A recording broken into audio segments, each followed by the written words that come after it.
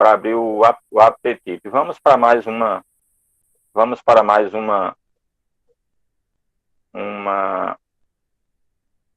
opção aqui. O que você vê? Aqui também foi no supermercado. Nós temos aí 3 opções aí de produtos. Suponhamos que um rolo, aí são 3 marcas de rolos de papel higiênico, também não estou fazendo propaganda da Supreme. E aí eu vou chamar aqui de número 1, aqui eu vou chamar de número 2 e aqui eu vou chamar de número 3. E lhes pergunto, suponhamos que um rolo de papel higiênico custe R$1. R$1. Qualquer um deles custa R$1. E nós temos essas 3 opções. Qual dessas opções é mais vantajosa? Então, número 1, 2 ou 3? Vamos lá? Vocês podem digitar número 1, 2 ou 3. Qual dessas opções é mais vantajosa?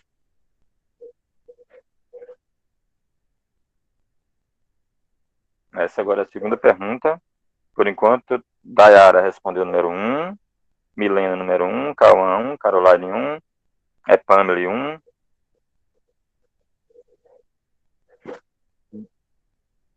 Nossa, vocês são bons, hein? Então, veja, isso é todo o mercado que você encontra. A professora Clarice deve fazer compras, eu imagino. Então, quem tem família também está sempre aí no mercado. Monique também. E aí a gente se depara com essas opções.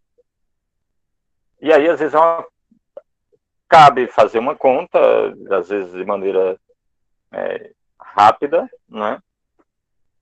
E para fazer essa melhor escolha.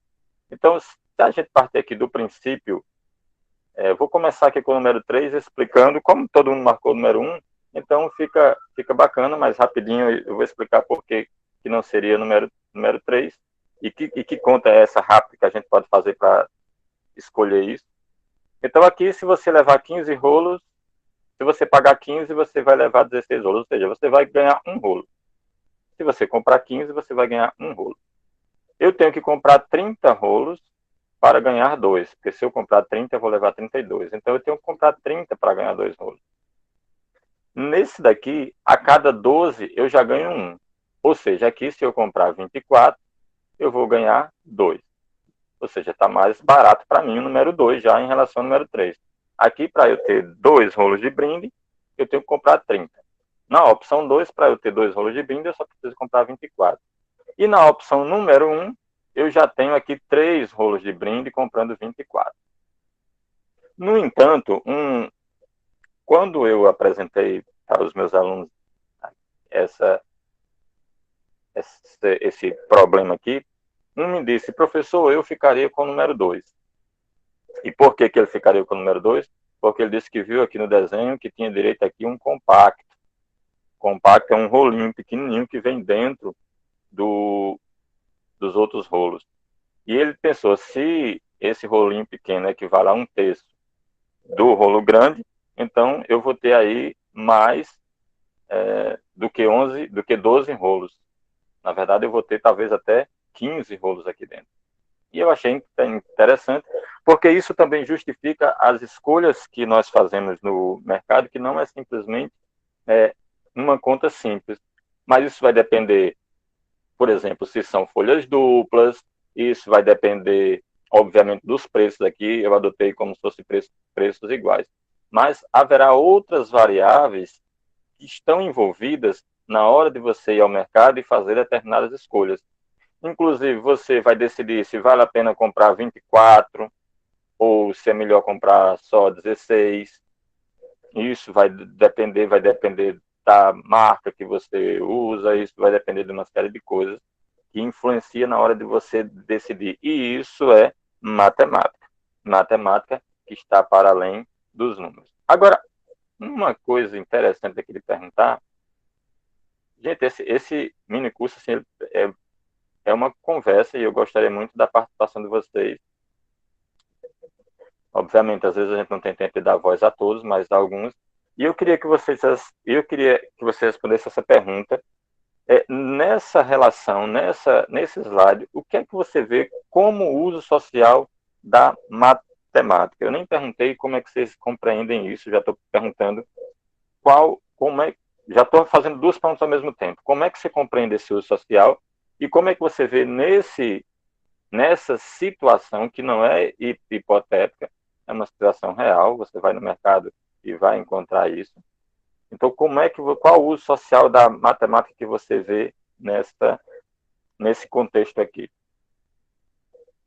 Alguém corajoso para falar?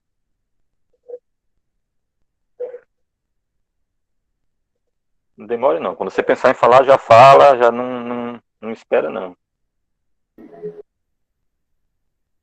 Acho que alguém está querendo falar.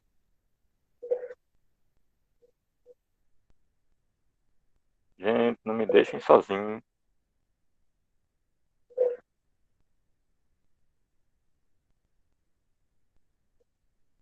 Assim, eu acho que depende muito do que você vai querer também. E olha, se também a razão do preço, essas escolhas. Tipo, analisar as coisas, quantidades e tal. Certo. Mas como é que você compreende? Quem está falando? Dayara. Dayara. Dayara, como é que você compreende essa pergunta? Como é que você compreende o uso social? O que é que você acha que eu estou falando quando eu digo isso? Qual o uso social da matemática nesse contexto aqui?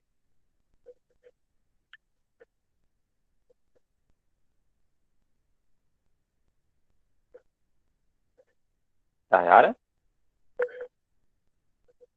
Oi? Foi o que eu acabei de falar, eu acho que é isso. É a questão dessas escolhas, né? Então, Sim. existe um apelo ao consumismo nesse pequeno exemplo. Então, um apelo para que você compre mais.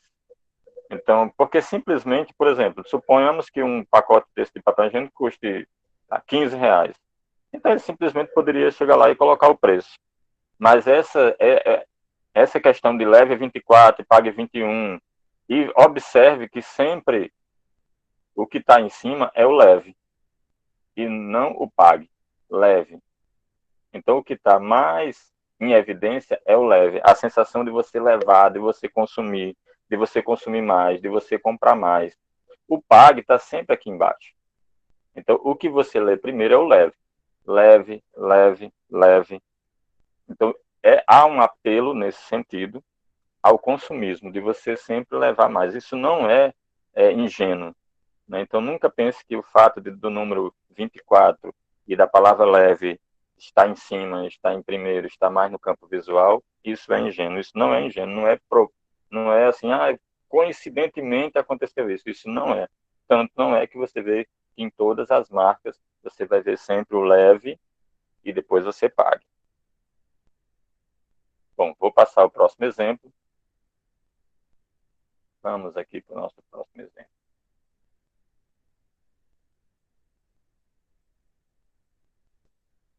O próximo exemplo, e aí, o que você vê? Então, o que é que a gente vê aí nessa figura? Nós temos aí o pãozinho francês, nós temos uma balança,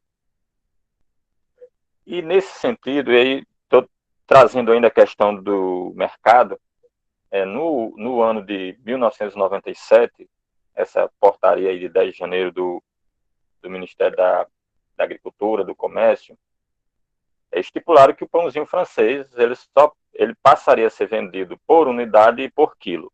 Então, a partir de 1997, surgiu uma lei que o pãozinho francês deveria ser vendido por unidade e por quilo.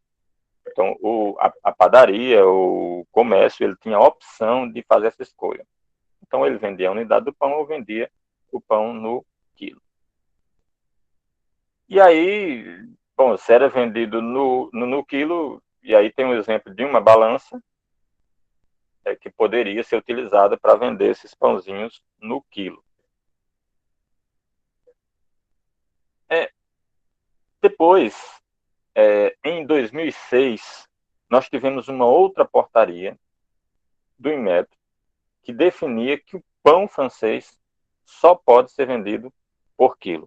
Não pode o pão francês mais ser vendido por unidade. Então estipulou, aí eu tenho aqui, foi uma notícia que saiu em jornais e na mídia como um todo, no ano de 2006. Então, a partir dessa portaria aqui de 20 de junho de 2006, o pão só poderia ser vendido por quilo. Então não há opção, inclusive não há opção por lei, o pãozinho francês tem que ser vendido por quilo. Bom, isso remete a uma discussão, que é uma discussão longa, não vou entrar muito aqui em detalhes, mas o que ocorre é o seguinte, e aí a gente pode pensar na questão das unidades de medida, e na unidade de medida quilo, que é muito tratado quando a gente está falando de unidade de medida no livro didático, vai tratar muito da questão do quilo. E houve, no final dos anos, no final do século XIX, final do século XIX, se eu não me engano, uma discussão sobre a mudança do sistema, a adoção do sistema de medidas no Brasil, adotando o sistema métrico francês. Então, primeiro, veio um sistema métrico que era europeu e veio substituindo as nossas unidades de medidas que nós tínhamos aqui no Brasil. E isso teve uma revolta muito grande, conhecida como a revolta do quilo, porque foi imposto que eu vou voltar aqui para esse slide, foi uma imposição que os vendedores, os comerciantes, eles teriam que vender, a partir de então, teriam que substituir as antigas unidades de medida, que era, por exemplo, a cuia, que era, por exemplo, o litro não de líquidos, mas o litro de medidas em grãos, então os grãos eram medidos em litros. Então, com isso, houve essa imposição e os comerciantes não podiam mais vender do jeito que estavam vendendo. E aí, para isso, eles teriam que comprar balanças, teriam que comprar os pesos e teriam que ser fiscalizado quanto à precisão desses pesos. Veja o impacto que tem, por exemplo, nos feirantes. Então, os feirantes eles teriam que comprar um equipamento, que era a balança, eles teriam que comprar os pesos que compõem essa balança de prato, que na época era a balança de prato, e eles teriam que ser fiscalizados. Haveria fiscalização, inclusive com multas, caso a balança não estivesse sido aferida.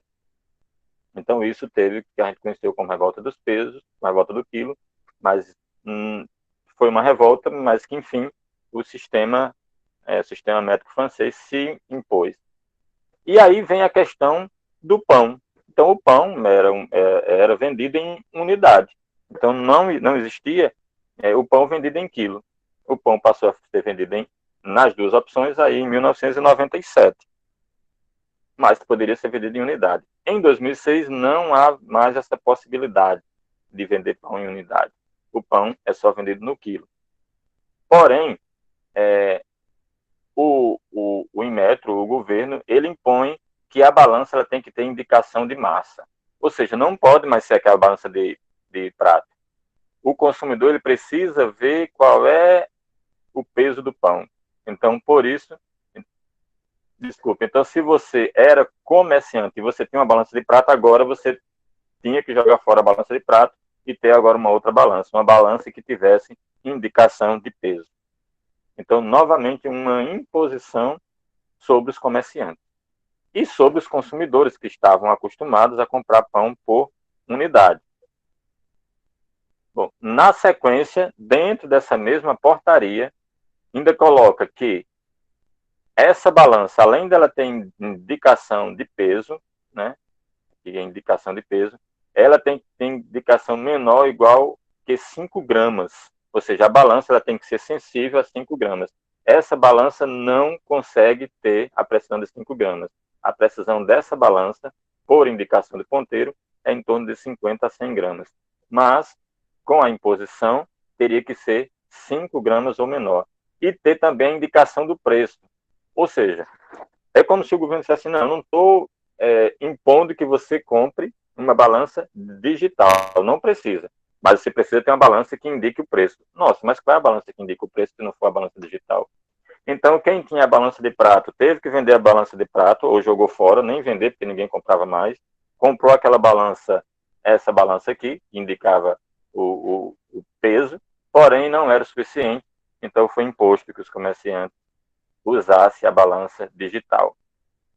E a balança digital com todas as implicações que ela tem. Primeiro, ela precisa de energia elétrica ou bateria, de qualquer forma ela precisa de energia elétrica para carregar a bateria. O suporte técnico dela é mais especializado, ou seja, o comerciante ele não consegue mais consertar a sua balança.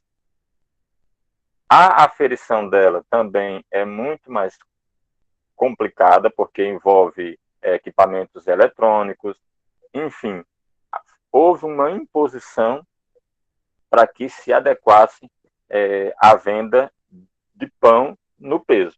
Então, seu Zé, que estava acostumado a vender pão por unidade, e todos da comunidade, havia um acordo na comunidade daquele pão ser vendido em unidade, mas ele teve que mudar para ser vendido em peso e teve que comprar uma balança.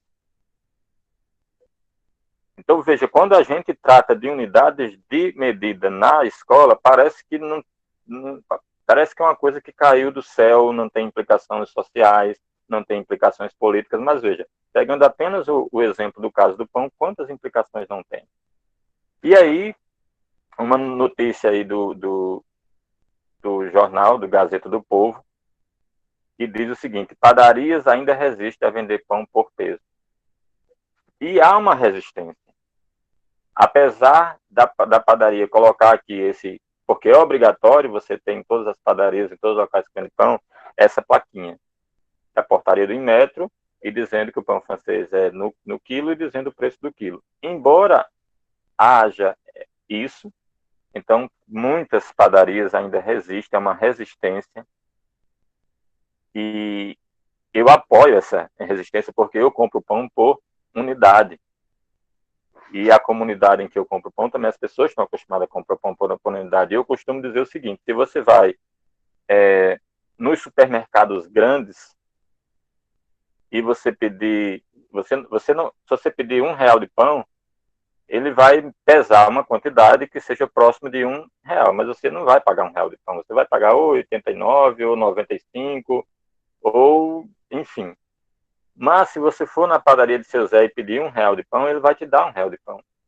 E geralmente ele coloca até pão a mais. Então, ele nem pesa o pão. Geralmente é 4 pão por R$ 1, ou é 5 pão por R$ 1. Então você se sente satisfeito em comprar, pelo menos eu me sinto assim, em comprar pão nas comunidades em que o pão é vendido a unidade. Então veja que quando você pensa nas unidades de medida e quando você pensa nessa questão do pão vendido por peso, você pode fazer uma análise social das unidades de medida como valorizando determinados tipos de comércio e determinados grupos comerciais. Por exemplo, os grandes mercados que vendem pão no peso e vendem pão somente no peso. E os grandes mercados têm as balanças, os supermercados grandes, eles mesmos fazem as aferições das suas balanças, eles têm um corpo técnico para fazer isso. E a quem interessa, por exemplo, o pão ser vendido no peso e com essas determinações.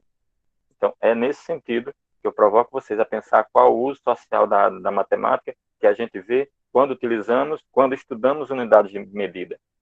Então, as unidades de medida estão lá no livro, o quilo, a massa, o gramo, o miligrama, o hectograma, então vocês aprendem todos os submúltiplos e os múltiplos, mas o que é que existe por trás dessa questão das unidades de medida? Algum comentário até aí? Gostaria, se alguém quisesse comentar, para a gente entrar agora numa outra temática sobre os usos sociais. Mais uma fala, só para tomar uma água. Oi, Vilani. Tudo bem? Posso falar? Estou ouvindo. Pode. Consegui aqui um espacinho. Só desses 2 exemplos que você mostrou, né? Eu só destaco a importância disso para nós, né? Especialmente na LEDOC, né? A fala direcionada mais aos educadores do campo, como isso é importante se a gente pensar, né, em trazer essa discussão do uso social, só nesses dois exemplos, para esse momento em que a gente está vivendo, né? A gente está vivendo um momento de alta dos preços, a gente está vivendo um momento onde os comerciantes também estão passando o maior sufoco, né? O desemprego está grande, então, se a gente fizer uma leitura rápida do nosso contexto social atual, a gente pode imaginar o quanto essa discussão é importante para que isso chegue às comunidades, para que chegue aos pequenos comerciantes. Então, isso vai chegar através de processos de formação crítica como essa, né? Então, para os educadores do campo, essas questões estarem nos espaços escolares ou nos espaços não escolares, mas educativos, e para os que não são educadores do campo, penso, né, tem alunos, né, de outros cursos, do nosso compromisso também como cidadão, sabe? Quando a gente Sim. esclarece a nossa família, os nossos vizinhos, a gente valoriza os pequenos comerciantes fazendo compras do tipo da que você mencionou. Então, eu penso que nesse momento, especialmente, que nós estamos vivendo, os usos sociais dos conhecimentos em geral e da matemática em particular, como no caso que a gente está tratando aqui, eles são imprescindíveis, sabe? Acho que é dever de todos nós. Então, é isso. Uma fala Obrigado. chamada nossa responsabilidade, né? E quando a gente tem formação para fazer isso, né? Que não é uma discussão fácil, muito melhor. Obrigado, Clarice. Muito, muito bom essa sua fala. E, assim, há os defensores desse sistema internacional de medidas, e eu não estou dizendo que não deva ter. O que precisa ter é o respeito às comunidades que têm suas próprias unidades de medida e que são acordadas entre a comunidade. Eu não posso fazer uma imposição de uma unidade de medida se a comunidade acordou aquele jeito de vender, aquele jeito de medir, aquele jeito de calcular, aquela maneira de classificar. Então, não estou dizendo que esteja errado vender no peso ou não esteja errado não vender no peso. A questão é o respeito às diferentes maneiras de medir, de classificar, de dividir, de operar, de diferentes unidades de medida. Inclusive, eu não sei se vocês conseguem ver aqui vocês conseguem ver esse livro aqui que eu estou colocando na tela? Sim, Vilani. Consegue ver o título, que é Emília, Aritmética Centralização da... um pouco mais. Tá. Quando é bom, diga. Travou sua imagem. Travou, foi. E agora? Conseguem? Agora sim, sim, dá para ver bem. Aritmética da Emília de Monteiro Lobato. Isso. Então, nesse livro, Aritmética da Emília de Monteiro Lobato, inclusive, acho que a Monique conhece esse livro, não? Você conhece, Monique? Tá um microfone aqui eu querendo ligar e ele saindo. Já ouvi falar, não li, mas já tinha ouvido falar sim. Certo. Então, esse livro, Aritmética da Emília, é Visconde dando aulas de matemática para os personagens do Você pode sítio do mostrar de novo, Pica-Pau. Vilani? O pessoal está dizendo aqui que não viu. Posso? Estão vendo agora, gente? Ainda não. Para mim tá aparecendo aqui na imagem de Vilani, bem direitinho. Pra mim também não tá, não. Eu acho que se vocês abrirem o chat, talvez vocês vejam, não sei. É porque eles devem estar vendo a sua tela compartilhada, Vilani, acho que não estão vendo a câmera. Para mim apareceu. Ó, Chicão tá vendo. Então, nesse livro aqui, Aritmética da Emília, bom, mas para quem não viu, tem a questão do título. Então, esse livro, Aritmética da Emília, Visconde, ele vai discutir algumas coisas de matemática, vai falar de frações, vai falar de números decimais e vai falar das unidades de medida. E Visconde vai dizer uma frase muito forte sobre essa questão das unidades de medida, é que ele diz o seguinte, que essas unidades de medida só servem para atrapalhar, ele está falando das unidades de medidas antigas. E ele diz que bom que chegou o sistema, esse livro ele foi escrito em 1948, 1944, 48, é um livro bem antigo, que estava exatamente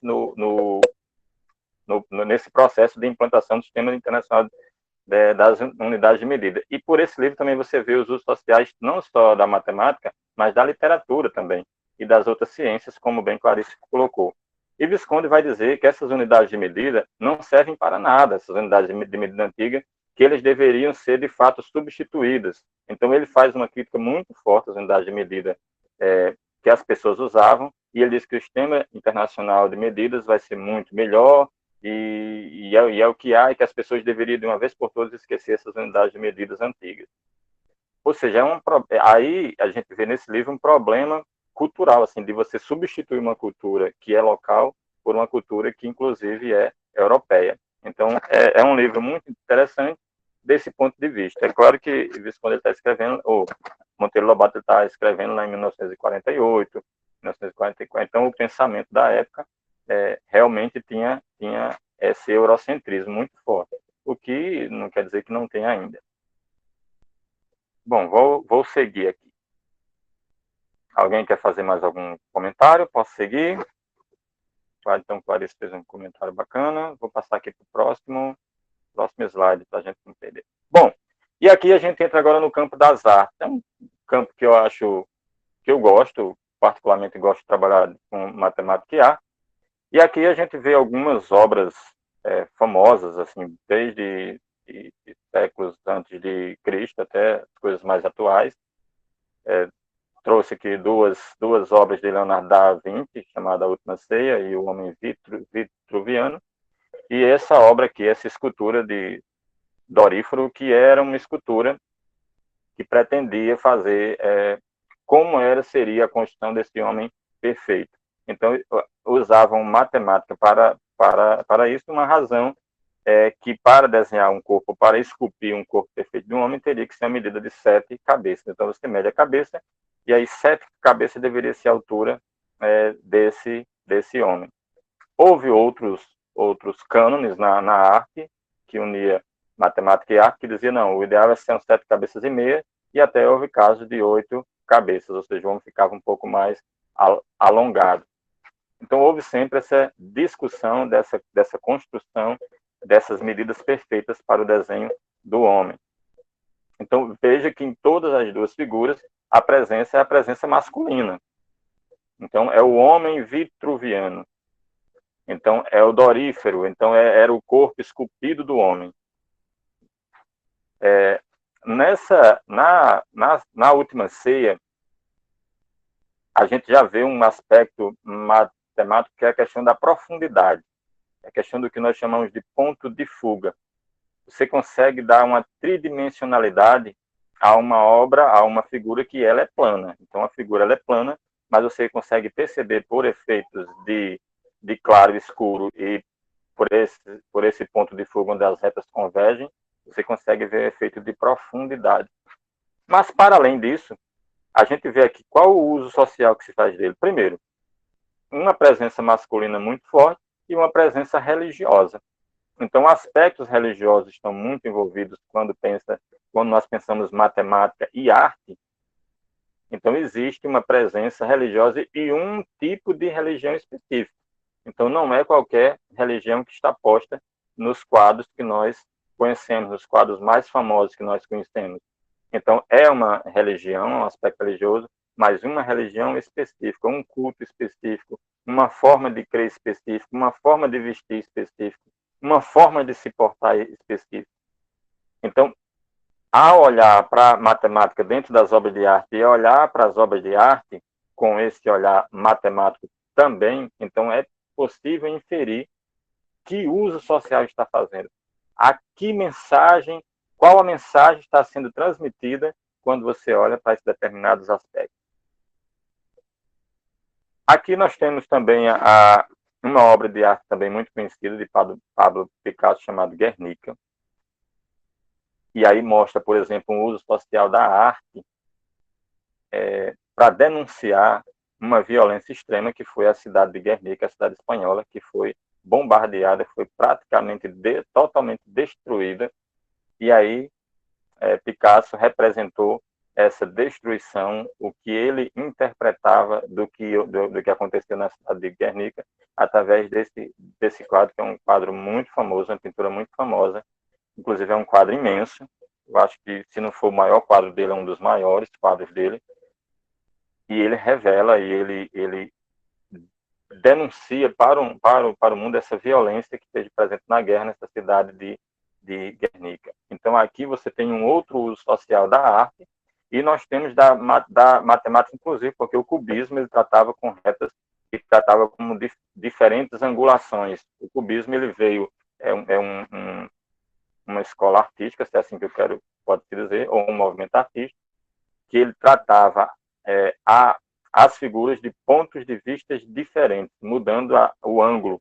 Então, ele trabalhava com retas, trabalhava com geometria muito forte, aí, com quadrados, com muito mais nessa questão de retângulos e quadros, para representar uma obra de arte. Então, o cubismo também foi um movimento que Pablo Picasso inaugurou e denunciava essa questão da violência e da guerra.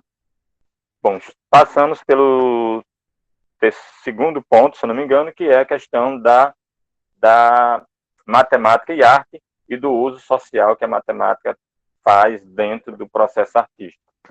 Abro mais um comentário para vocês, na segunda parte.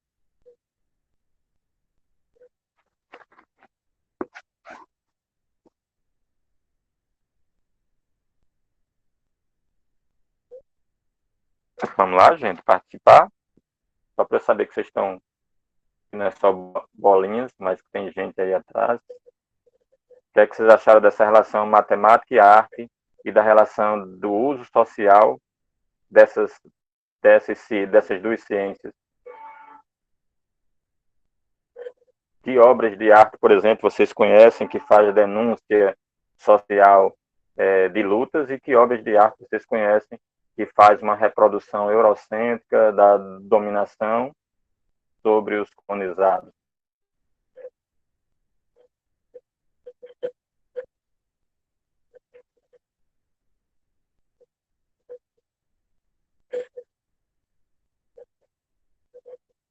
Bom, se não tem fala, eu vou passar para o próximo tópico para que a gente não atrase muito.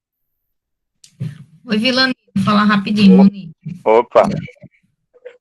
Não, esse quadro, essa tela que você trouxe aí no slide anterior, acho que ela é maravilhosa, né? Ela é do período cubista, né? Picasso retrata aí Guernica, né? Parte dos horrores da guerra em forma de quadro, e isso aconteceu em muitas obras cubistas, né? Os cubistas, eles usavam as formas geométricas para se expressar através da arte, né? Dos quadros.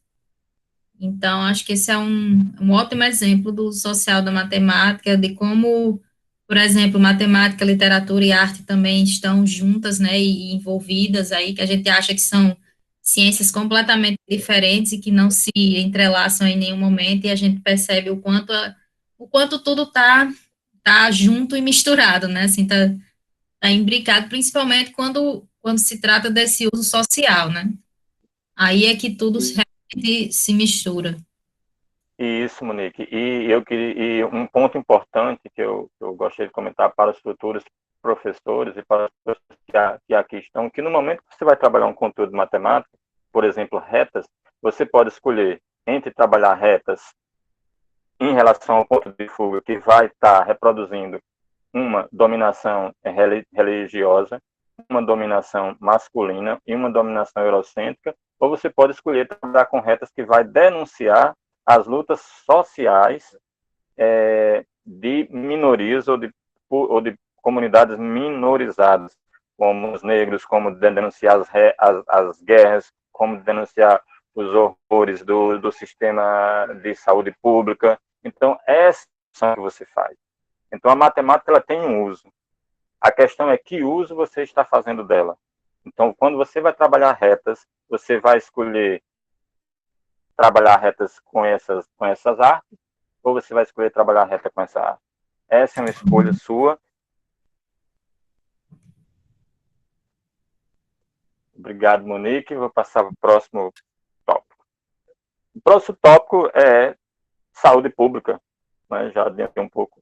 E aí nós temos, por exemplo, aí hoje está muito em voga discutir um pouco de saúde, discutiu muito de saúde, né, por causa do coronavírus, e nós temos aqui, por exemplo, uma bolsa de soro e uma bolsa de sangue. E nós temos esse equipamentozinho, que ele é chamado de gotejador. Se o espírito não me engano, é esse termo. Ele é chamado de gotejador. Esses gotejadores, eles têm uma velocidade de gotejamento. Então, se você vai trabalhar, por exemplo, velocidade, se você vai trabalhar razão, se você vai trabalhar proporção, se você vai trabalhar a regra de 3, você pode utilizar como exemplo a velocidade de gotejamento de um soro ou de uma bolsa de sangue, ou enfim. Então, os enfermeiros, eles têm uma fórmula, eles têm uma maneira de calcular em que velocidade, quanto tempo eles querem que seja ministrado aquele soro, e a partir desse tempo eles determinam o gotejamento, quantas gotas por minuto. Bom, em relação à saúde pública, voltamos aqui ao indo para o coronavírus, eu peguei esse painel aqui que está no site do Ministério da Saúde, inclusive eu peguei ontem, se vocês observarem aqui, a data está 17/11. E no Ministério da Saúde tem esses valores. Veja, o uso social que se faz da matemática nesse termo. No site do Ministério da Saúde, você não vê, por exemplo, o total de óbitos, nem você vai ver o total de casos. Você vai ver o total de recuperados. Isso é um uso social. Você tem os mesmos números. Não é fake news. Existe uma diferença entre fake news e existe uma diferença entre você fazer o uso social de determinados dados a seu interesse. Então, veja, aqui só há a quantidade de óbitos nas últimas 24 horas e só há a quantidade de casos nas últimas 24 horas. Aqui não tem um total de óbitos e não tem um total de casos, mas tem um total de recuperados. Seguindo mais à frente, esse aqui está também no mesmo site aqui, Coronavírus Brasil. Aqui você também vai ver em destaque os recuperados. Aqui vai trazer também o total de casos. Você pode dizer assim, Vilani, mas aí, ó, tá vendo? Ó, você falou mal, mas tá aí, ó, o governo ele coloca o total de recuperados, coloca o total de casos e o total de óbitos. Gente, vocês percebem a diferença do tamanho da fonte para expressar essas informações? Os recuperados têm uma fonte maior. Depois, total de casos e o total de óbitos está numa fontezinha pequenininha. Isso está no site, isso foi retirado ontem. Não estou inventando, não foi eu que manipulei com esse tamanho de fonte. Você pode entrar lá no site, está aqui, ó, site covidsaude.gov.br. Tamanhos de fonte diferentes. Isso é o uso social da matemática. Então, a matemática ela não é neutra, como se imagina ser. Ela é interessada, ela é interessante também, mas, sobretudo, interessada. Então, veja como se faz usos diferentes aqui.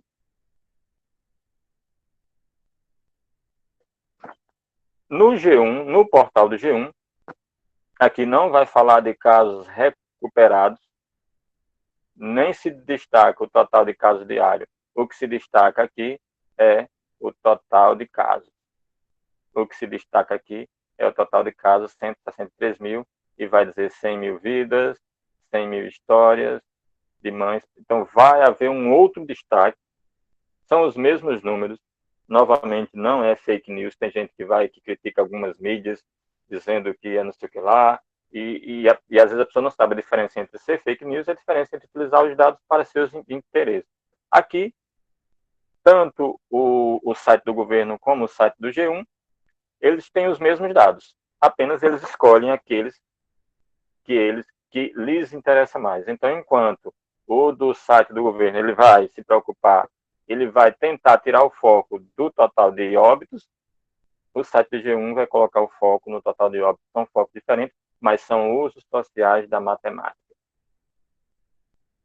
Em relação ainda ao coronavírus, para a gente fechar esse bloco, aqui você vê uma notícia do jornal que foi no início da pandemia, foi aqui em maio, e diz o seguinte: coronavírus pode ser só ensaio de uma próxima grande pandemia, diz médico e matemático da USP. Pessoal, aqui nessa notícia, poderia parar aqui. Essa outra informação é irrelevante do ponto de vista da saúde pública. Coronavírus pode ser ensaio de uma próxima grande pandemia, diz médico. Acabou. mas ele cita aqui, diz médico e matemático da USP. Aqui a gente vê uma relação hierárquica, uma relação de autoridade que a matemática goza. Então, a matemática ela goza de alguns privilégios, inclusive de autoridade, para dizer alguma coisa. Então, talvez se fosse um médico aqui de história, não sei se ele colocaria diz médico e historiador, ou diz médico e geógrafo, ou diz médico e não sei se teria. Não estou fazendo aqui análise se teria ou não. Mas me chama a atenção dizer que é médico e dizer que é da USP. Não poderia ser, por exemplo, da UFRN?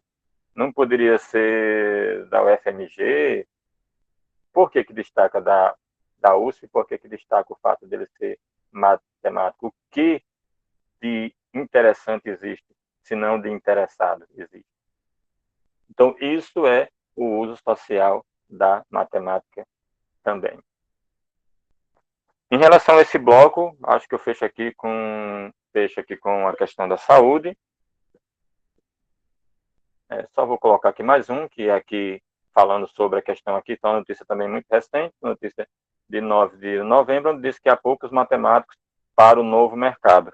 Ele está falando aqui de mercado financeiro, ele está falando de mercado econômico, então a matemática com esse uso social para os mercados.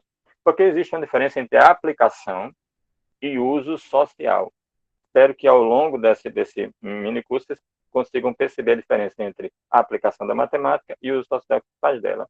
A aplicação é você utilizar a matemática para, por exemplo, inferir o número de óbitos ou quantos vai ter. Isso é a aplicação. Outra coisa diferente é você utilizar determinados dados ou não de acordo com determinados interesses, inclusive sociais, econômicos e políticos.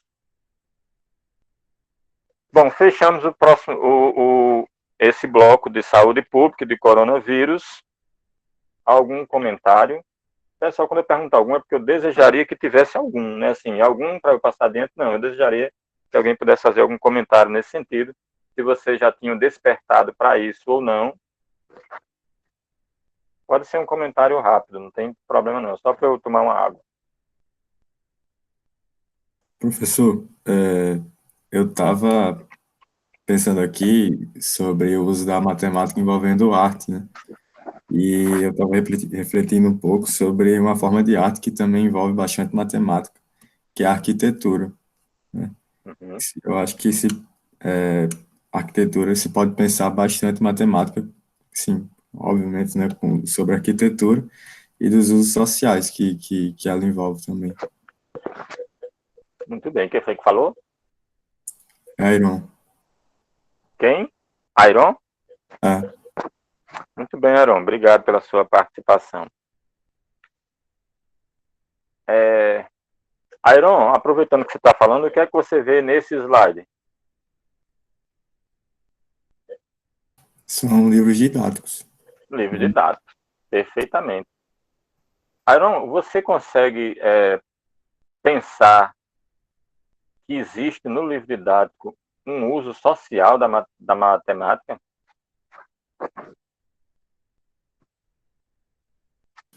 Eu acho que provavelmente sim, né?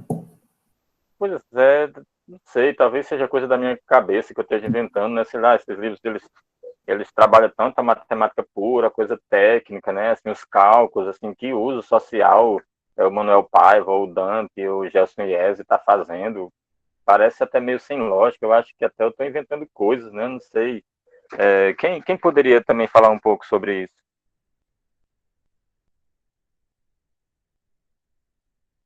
Chicão, tá aí ainda? Estou, Vilani. Bom dia. Bom dia, Chicão. E aí? O que é que você acha? Acha que existe algum uso social que esses livros podem estar fazendo, positivo ou negativamente? Eu creio que sim, né? Eu creio que sim. Além do uso social, tem várias vertentes que os livros atuais devem atuar, né? Transversalizar em várias áreas de conhecimento. E alguns deles eu acho que tem como se fosse obrigação ter que fazer isso para poder ser publicado pelo governo, né? senão ele Sim. não é aprovado. Sim. É isso mesmo? Existem determinadas pressões externas para que seja feito. Existem pressões externas de todos os lados, né? Existe pressão externa do próprio campo da matemática, e eu acho que o Dante ele é que ele segue muito isso. Existem pressões externas de outros ramos, inclusive da educação, e aí os livros, de alguma maneira, tentam se adaptar a isso. Uma coisa curiosa em relação a esses autores, na verdade aqui são vários autores, aqui nós temos nesse primeiro livro aqui da esquerda, que é o Manuel Paiva. Você conhece todos esses livros, Chicão? Dos autores? Conheço. Manuel Paiva, Então, José Dante. isso. Então aqui nós temos o Manuel Paiva, nesse número 2 aqui nós temos são vários autores, temos Gelson Iese, tem o Oswaldo Dolce, são 5 autores aí. E aqui nesse terceiro aqui nós temos o Dante, que é um dos autores, eu acho que ele é o mais conhecido dos livros didáticos, está muito presente. O Gelson Iese também é. E todos esses autores, que aqui é um, que é o Manuel Paiva, 2, que é o Dante, e aqui mais 5 aqui, todos eles estudaram em escolas paulistas, ou estudaram na USP, ou estudaram na PUC, então todos eles são autores que têm seus estudos, pelo menos na capa que eles trazem no livro, eles revelam uma filiação sulista, né? Então eles dizem que licenciado em São Paulo na PUC, mestre na USP, então todos eles são os livros que nós adotamos, pelo menos esses 3 aqui, são os livros que eu tenho, essas fotos foi eu que tirei, eu tenho esses livros, eles colocam sempre aqui na capa, deixa eu ver se eu consigo colocar aqui a foto para vocês, então aqui vocês estão vendo aqui, isso aqui é do livro do Gelson Iese, então aqui sempre aqui nessa primeira folha aqui vem dizendo quem são os autores e está sempre se reporta a essa filiação paulista. Mas vamos lá, qual é o uso social que eu quero comentar em relação a esses livros. Bom, por curiosidade, eu fui verificar as figuras que tem esses livros. Então, quais são as figuras? Quantas são? E eu identifiquei aqui, nesse livro do Manuel Paiva, vou colocar aqui em vermelhinho, nesse livro do Manuel Paiva, tem 58 figuras. Entre fotos e figuras, 58. Esse SM significa figuras ou fotos que existem somente em homem. Então, figuras que não têm a presença feminina. No Manuel Paiva, são 37 figuras que só têm a presença masculina. Não existe homens presentes nessas figuras. E 5 dessas figuras têm somente a presença feminina, ou seja, são figuras que só têm mulheres. Não existe homens nessa figura. E 12 dessas figuras têm homens e mulheres. Então, o que é que eu estou querendo discutir dentro dessas figuras? Discutir não, apresentar. Não estou fazendo discussão em relação a isso, estou mostrando os usos. Que existe uma pequena representatividade feminina. Então, em relação às figuras, 84% são figuras masculinas e 29,3% figuras são femininas. Isso pode ser revelador do que é que se pensa em relação à matemática e questões de gênero. Então, há uma discussão entre matemática e questão de gênero. Há, por meio dessas figuras, meninos e meninas que leem esses livros, que folheiam esses livros, o que é que eles podem imaginar? Que a matemática é coisa para quem? Para homens. A matemática não é coisa para mulheres. Tanto é que a presença dela é muito pequena. Esse livro, Manuel Paiva, ele cita personalidades da ciência. 13 homens. Entre eles, Nelson Mandela, John Napier, Fibonacci, Einstein, Pitágoras, etc. E uma mulher. Então, essa mulher é uma cientista, a Marie Curie, que ela é francesa e eu acho que ela é polonesa, desculpa, acho que ela é conhecida como a mãe da radiação, né? Ela fez várias pesquisas. Então, no livro de Matemática do Paiva, ele traz apenas a figura de uma personalidade feminina e traz 13 personalidades masculinas e 84% das figuras são masculinas, 29,3% das figuras são femininas. Então, a gente tem um uso social da matemática discutindo a questão de gênero. No livro do Matemática e Ciências, desses autores, Gelson e Eze, né, que é o que encabeça o livro, também tem 58 figuras, 23 somente com a presença masculina, 8 somente com a presença feminina e 24 tem a presença dos dois. São figuras que trazem os dois ao mesmo tempo. Então, no livro do Gelson e Eze, há mais um equilíbrio entre as figuras masculinas e femininas. Então, 81% das figuras... esse 81, você pode dizer, como é que 81 aqui é 55? Não está batendo uma coisa com a outra. Esse 81% é em relação ao total das figuras, contabilizando os homens que estão aqui nas figuras homens e mulheres e contabilizando que tem só homens. Esse percentual aqui no total, tá? Percentual da presença de homens no total das fotos, incluindo só homens e mulheres. E 50% das figuras e das fotos tem a presença de mulheres, ou seja, aqui das 58, então mais de 50%, que é somado essas 24 mais 8, tá? Ele cita 3 personalidades somente, e essas 3 são Pitágoras, Euler e Fibonacci, 3 homens. Então ele não cita nenhuma personalidade feminina, e cita apenas 3 homens. Aqui existe, digamos, um equilíbrio maior entre a presença masculina e a presença feminina. No próximo livro, que é do Dante, ele tem 22 figuras, 22 só homens e nenhuma mulher, nem figura que é compartilhada entre mulheres e homens. Ele trazem 13 personalidades, todos homens. Aí vai desde Platão, Euclides, Laplace, Kepler, Pitágoras. Então, ele não traz nenhuma figura feminina. Então, nesse livro do Dante, então, todas as figuras são masculinas. Ele não é um livro que tem muitas figuras. Como você vê, ele é um volume único, inclusive ele é bastante grosso, ele tem poucas figuras, tem 22. Dessas 22, 13 é falando de personalidades masculinas e as outras têm somente homens. Então, novamente eu lanço essa pergunta. Qual o uso social da matemática que você vê com a utilização do livro Didática e Questão de Gênero? Eu gostaria de ouvir uma menina e um menino em relação a isso que eu falei agora. Pode ser?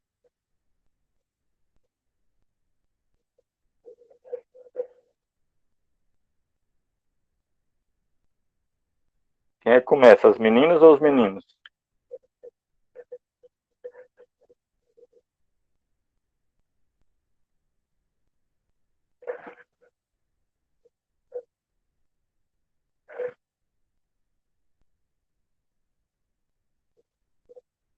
Bom, tem 18 pessoas, pelo menos as pessoas não saíram ainda, né, Monique?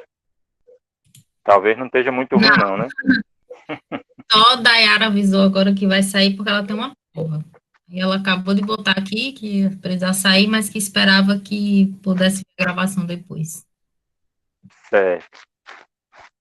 Vamos lá, Nenhuma... gente. Falem, participem. Vamos falar? Pode? Fala, Clarissa. Olha aqui, representando as meninas. Eu esperei outra menina falar, mas aí não falou. Eu estou ocupando os espaços femininos. Acho que a gente tem que fazer isso.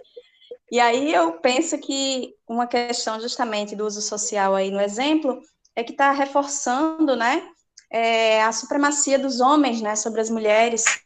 Então, pequenas coisas, né, que para a gente pode, talvez muitos, né, de nós pensem assim, poxa, mas é uma questão que parece um detalhe, né?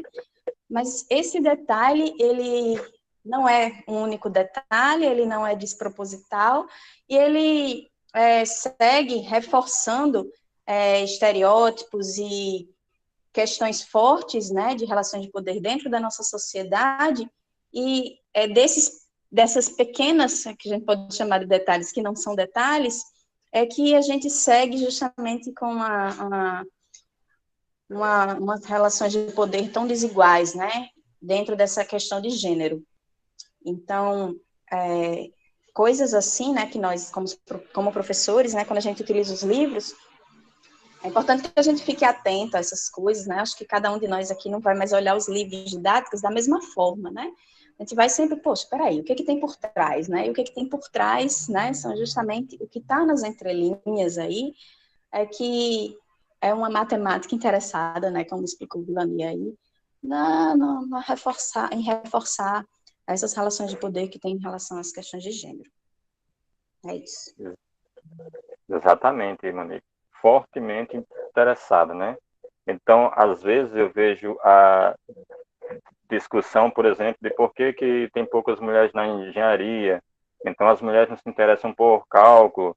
Em matemática tem poucas mulheres que fazem mestrado, doutorado.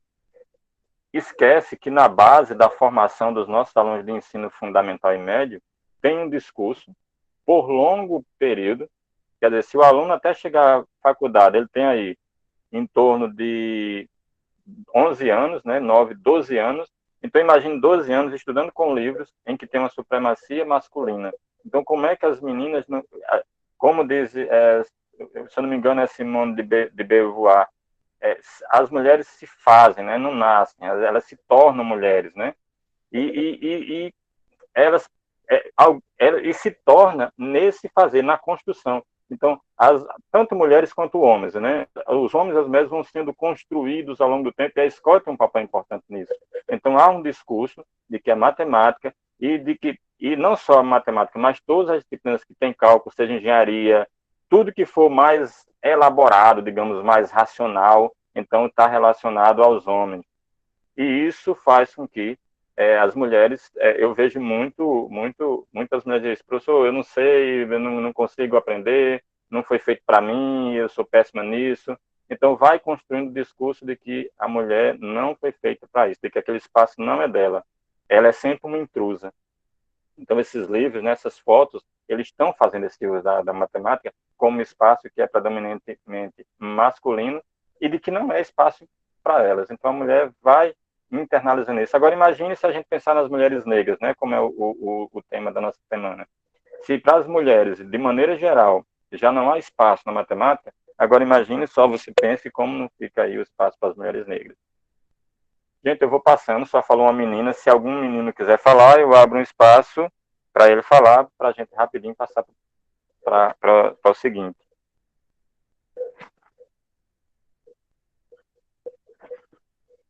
Não tem? Eu vou passar. Não, professor, eu acho que é isso mesmo. Quem é que tá falando? Tô aqui. É Cauã, de Lima Medeiros aí. Opa, Cauã. Não, eu acho que é isso mesmo. Os livros que o senhor citou reforçam o estereótipo, entendeu? Que a mulher não pode participar da matemática e desses cursos de exatas porque elas não têm capacidade. É isso que os livros tentam reforçar. Isso é bem errado, porque todo mundo tem capacidade de fazer isso, entendeu? Eu acho bem machista dos livros aí, isso aí, tá certo? Só isso que eu tenho para comentar mesmo. A ideia do mini curso, não sei se vocês lembram lá do copo d'água, não é também trazer uma imagem pessimista, mas uma coisa que eu tiro de vocês é a ingenuidade. Então, ao olhar para esse livro e ver em relação às fotos, as figuras, então não sermos de gêneros de que isso não foi uma obra do acaso, há uma escolha intencional. Bom, mas assim, enfim, existe, vocês podem assim, mas existe pelo menos algumas fotos de mulheres. Eu vou trazer algumas fotos dos homens que tem nesses livros. Então, aqui tem a foto de um menino fazendo uma conta, né, f de x igual a 3 mais módulo de x menos 3 sobre 2. Existe aqui o homem aqui trabalhando como técnico, talvez em informática, me parece. O outro aqui trabalhando em estradas, medindo aí o nível do solo. Outro aqui embaixo trabalhando com cartografia. Então, essas são as fotos dos homens que estão presentes nesses livros. Aqui também tem outra foto do homem fazendo musculação, do futebol, sorrindo. Então, tanto aqui quanto lá, assim, o homem não parece estar triste, o homem está sorrindo, está se divertindo. Aqui também tem alegria. Isso são fotos que estão no livro de dados, que nesses livros que eu mostrei a vocês. Então, está aqui mostrando o futebol, a alegria. Então, para o homem, matemática relacionada aos livros, tem que ser esse espaço de alegria, descontração e de trabalho também. E como é que aparecem as mulheres nesses livros? Eu vou perguntar a Monique. Monique, você está ouvindo? Monique, como é que você acha que as mulheres aparecem? Quais são as figuras que se relacionam às mulheres nesses livros? O que é que tu acha? Vilani, eu não faço a menor ideia, mas provavelmente lavando pratos ou fazendo compra no supermercado, Não sei, é um chute, mas deve ser por aí, eu acho. Clarissa, o que é que tu acha, Clarissa? Desconfio, tenho até medo de quem vai encontrar, mas desconfio que Não, não seja faz medo, também não. desse jeito. Fazendo Não, não, compras ou alguma atividade tipicamente feminina, ou talvez em uma profissão que é também enxergada tipicamente como de mulher, como alguma psicóloga, alguma pedagoga, enfim, também reforçando os estereótipos. Imagino que sim. então vamos ver aqui. Então as mulheres aqui vocês acertaram fazendo compras ou lidando com as contas. Então as mulheres lidando com as contas de casa, dá a entender que ela gastou demais e agora está sem dinheiro para pagar as contas. Mostrando duas coisas nessas figuras que não é também ingênuo. Que a mulher fica feliz quando compra. E que a mulher é irracional. Ou seja, ela não pensa na hora de comprar, ela vai gastar, ela quer estar feliz, ela quer comprar muito em shopping. Então, vai mostrando, ou a mulher, ela está relacionada com essa figura aqui, feliz porque comprou, ou está aqui também em compras, mas para casa, né, fazendo a feira do supermercado, e aqui lidando com as contas que tem que pagar. De alguma maneira, são atividades relacionadas a atividades domésticas, e de alguma maneira que mostra que a mulher quando a gente pensa que a matemática ela é racional, a mulher não cabe nesse espaço, porque para a mulher é limitado o espaço da irracionalidade, a mulher é sensível, a mulher tem o sexto sentido, e isso não cabe, porque a matemática é exata, precisa de provas, etc. e tal. Então, há uma discriminação dentro desse aspecto. O bom é que tem uma representação negra entre as mulheres, né?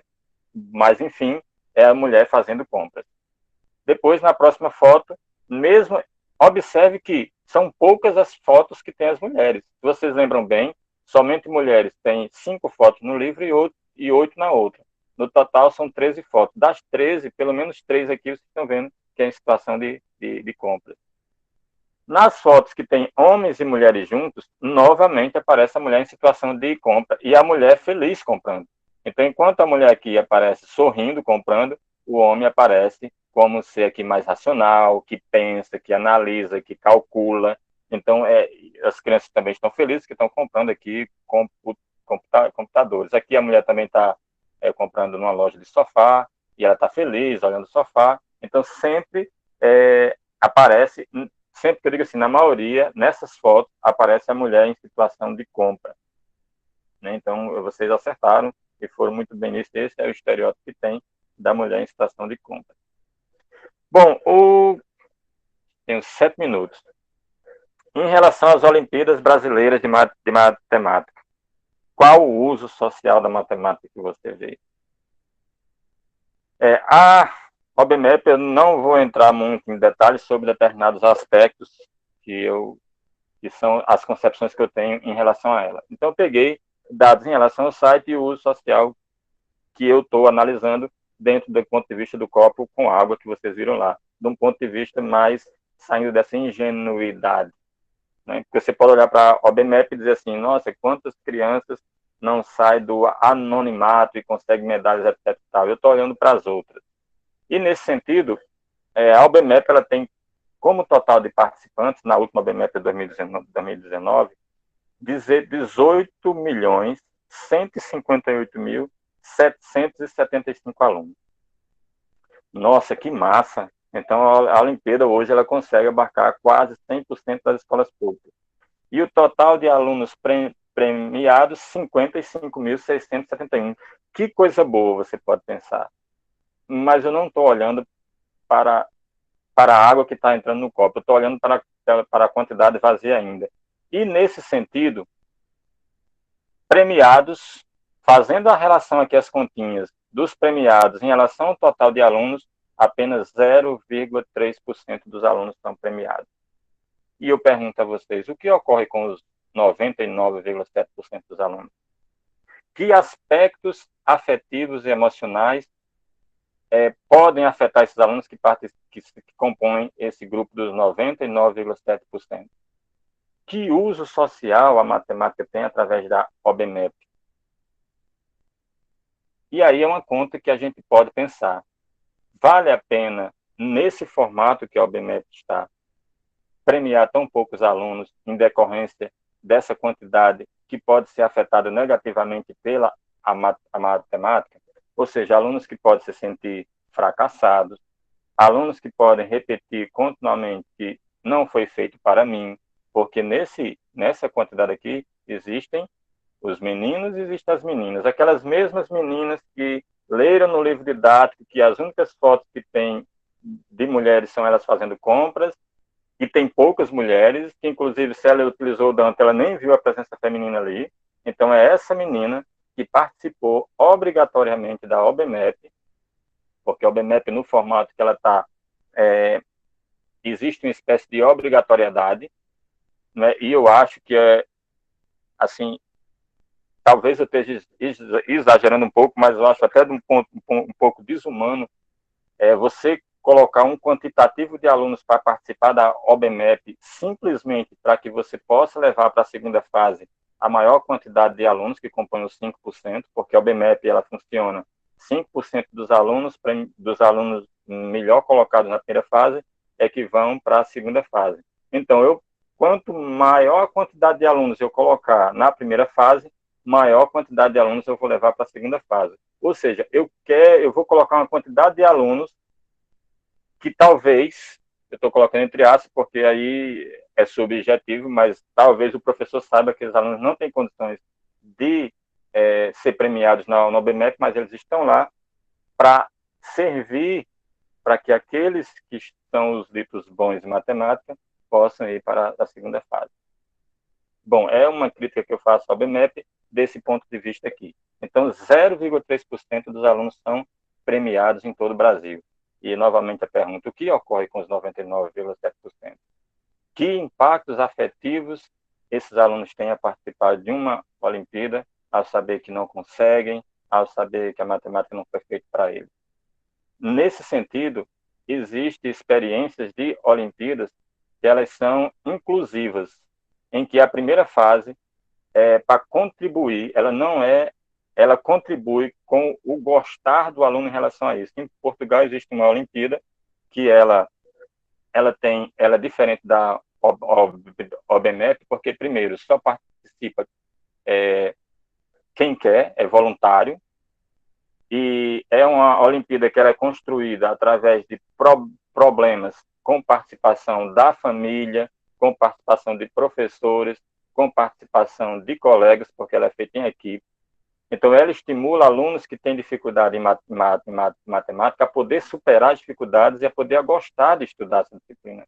Então, ela não é feita no modo como a OBMEP é feita hoje, que eu acho, inclusive, voltando a dizer, um pouco desumano em relação a isso, de você colocar, obrigar a maior quantidade de alunos a participar da primeira fase, para que você tenha um maior quantitativo na segunda fase. Bom, em relação também ao OBMEP, propositalmente eu coloquei meninos em rosa e meninas em azul. E aqui, premiados, a gente tem dos 55 mil premiados na OBMEP, a gente tem 35 meninos, e 35 mil meninos e 20 mil meninas.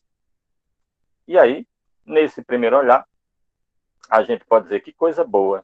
As meninas estão de igual para igual com os meninos. Quase 50% dos prêmios as meninas conseguem alcançar. Que bom. Mas, por outro lado, se você observar, nos espaços de maior valorização, que é medalhas de ouro e prata, as meninas têm 22% aqui e os meninos são, em sua maioria, 77% e 78%. Além disso, se você observar aqui, enquanto os meninos têm menos prêmios em bronze e menção honrosa, veja aqui, o percentual é menor e é maior em ouro e prata. Aqui as meninas, ela é menor em ouro e prata e maior em menção honrosa e bronze, significando que, novamente, para as mulheres é reservado o espaço de menor valorização. Bom, aqui vou passar mais rápido, que é para encerrar, para terminar aqui em cima das 10h30. Aqui é só para instigar vocês como a matemática pode ou não contribuir para aprofundar as desigualdades, como a matemática dialoga com as lutas sociais, em que pode contribuir em relação a gênero, em relação aos negros, em relação às minorias, em relação à educação do campo, enfim. O que é preciso saber, aqui eu vou pular, que são as perguntas. A etnomatemática ela vai surgir como potencial para fazer esse uso social que a matemática que eu proponho aqui.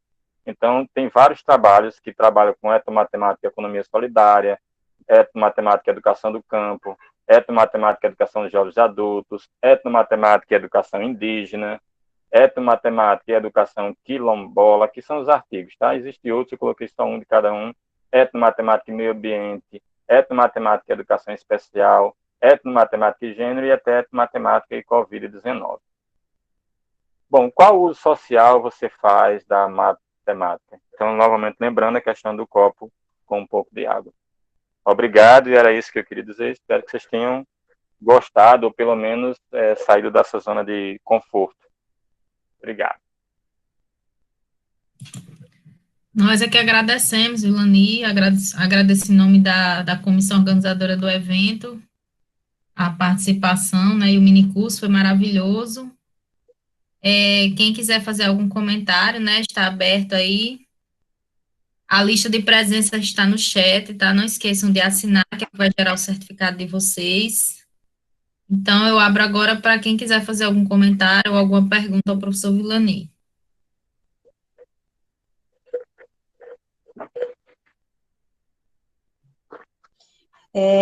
Eu gostaria de parabenizar, né, Vilani, foi maravilhoso.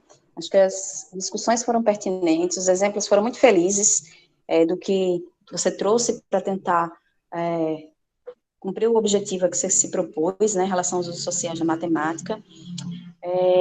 E eu queria fazer o pedido da disponibilização do material, se for possível. Se não for possível, a gente também tem a gravação, porque eu acho que é um material rico também para a gente utilizar, né, dentro da nossa LEDOC, né, com sua autoria, óbvio, e acho que vai ser enriquecedor.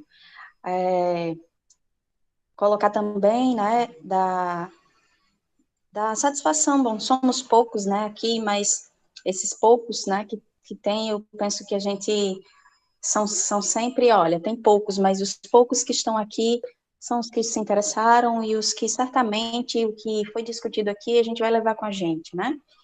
Fazer um último comentário só em relação ao copo vazio e ao copo cheio, né? Eu acho que é muito interessante você colocar lá logo no início e retomar, né, essa questão de por que você estava olhando para o copo vazio, né? Que aí acho que traz a nossa perspectiva sempre de olhar criticamente para reivindicar e para criar espaços de consciência, de resistência e de ocupação de espaços, né, dentro do que a gente está lutando aqui, para o que ainda falta. E eu acho que isso é importantíssimo, sabe? O copo, o pedaço que tem é super importante, mas olhar para o pedaço que falta é importante porque nos move para a ação. E aí eu acho que a gente não precisa, olhando o copo vazio, a parte que falta, ter uma visão pessimista. Eu não acredito que isso faça com que a gente tenha uma visão pessimista, mas faça com que a gente tenha, sim, uma visão propositiva, sabe? Olhando para o que falta, a gente pode ver o que a gente tem para fazer. Que aí eu acho que é justamente aí onde entra o jeito de olhar freiriano, né? Poxa, o que a gente pode, onde é que a gente tem que agir ainda? E aí eu acho que isso aí é propositivo, é esperançoso e nos chama à ação, tá? É esse o último comentário. Obrigado, Clarissa. E assim, vou disponibilizar assim material e estou sempre aberto a quando, porque às vezes acontece a divisão muito em ciências exatas e humanas, principalmente a LEDOC, porque existe essa formação diferente, mas eu gosto de trabalhar também com os alunos de humanas, até porque eles passaram por esse processo educativo, né?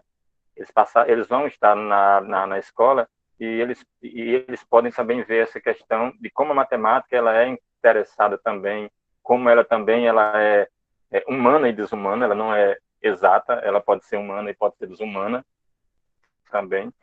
E gostaria muito de sempre que algum professor aqui, Monique, eu vou ser Clarissa, Chicão, enfim, que abrir um debate na turma, eu prontamente participo dele, gosto muito, porque também aprendo muito com vocês, e essas discussões também estão pertinentes nesses espaços, né? Discutir gênero, discutir como a matemática se posta em relação a isso, porque parece que sempre a matemática nunca nunca se relaciona com esses temas, né? Então, sempre o professor tem dificuldade de pensar, mas como é que é matemática, como é que eu vou discutir matemática e gênero? Eu prefiro fazer as minhas contas. Só que ele esquece que quando ele vai abrir a conta, ele vai abrir a página do livro e lá tem questão de gêneros envolvida. E olha que eu olhei só questão de figura, mas se você for analisar os problemas, então talvez a gente tenha outra surpresa em relação. Os problemas, eles envolvem mais mulheres ou mais homens, e em que condições estão postas as mulheres e os homens nos problemas que trazem os livros? Eu não sei, estou apenas referindo. Pode ser também que eu tenha surpresas outras.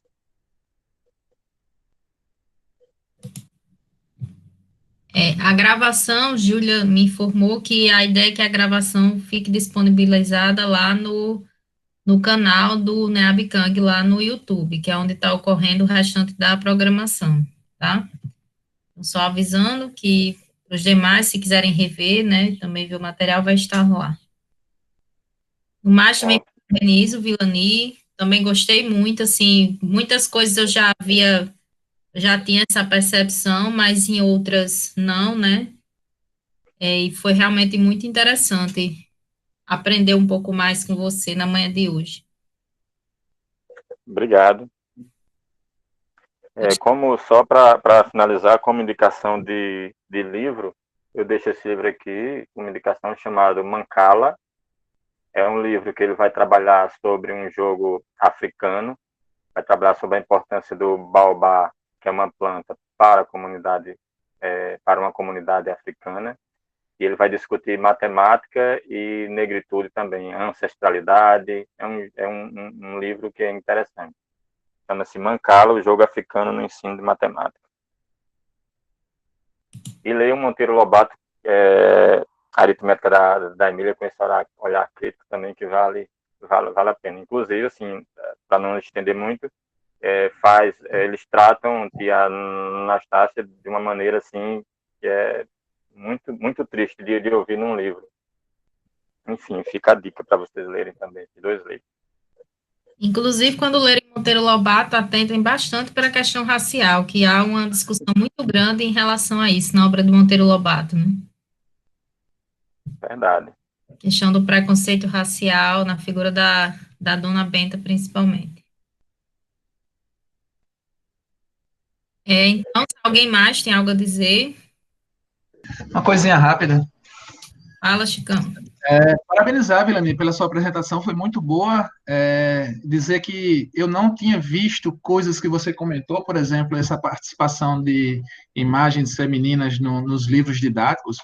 Inclusive, esse livro aí do Dante, ele atualmente tem a participação de um colega nosso, que foi lá de Pau dos Ferros, Fernando Viana, que ele escreve também hoje em dia, não é? No livro do Dante.